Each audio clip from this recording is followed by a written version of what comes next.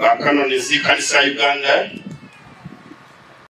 kugira ngo ushobore gukurikirana. Bishop wa Muhabura Diocese Right Reverend Bishop Geoffrey Mbitse yashaba bakanoni abasya abayemekwa hamwe n'abadikoni abayahurwa okuratera emitwarize eyekanisa ya Church of Uganda ngo kubarahizibwa okora kuri abantu bamwe bavuga ngo barasomye hejuru ariko mu by'Imana twese dukoze iki turangana.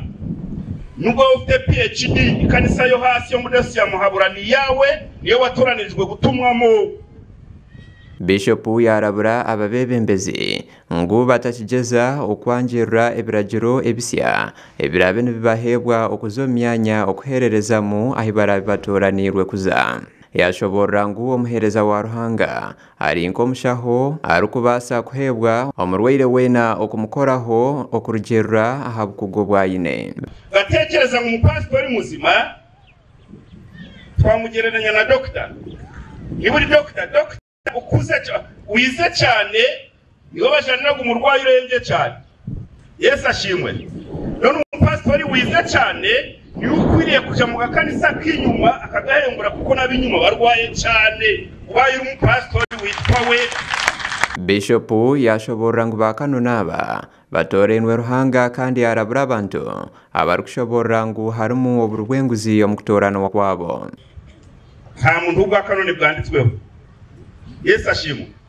Karano no gutoranywa kandi ntabwo ari ukugira ngo abangaba kubatoranya wahari haraho byanditswe ngo nibo bakwiriye. Nakurasanga hari abasigaye basumba gukiranuka.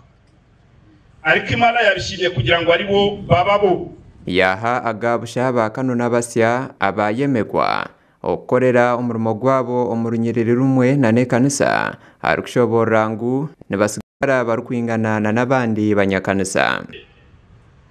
Abatuzaniye ubutumwa ino ku bakuru bari hano muzi uko barushe ariko aruko tugeraga umurimo w'Imana tugatangira tukawukiniramo ni kubasaba pastori bari hano turi kubasaba umenye icyo wahamagariye. Bishop yashobora ngo obwihangaryo ndetaha ombwire obw'ebyobutegeki yashaba abebembezi ab'ebyobutegeki okwetantara okugamba okurumurwango obwe baba nibasherura obururu. None se dushaka ubuyobozi tukangana ijuru tuzarijamo. Ni kubabwira ngo ni burgushaka amajwi wivugeho n'ibyo uzakora undi wo muhagararanye nabazi byarivugaho.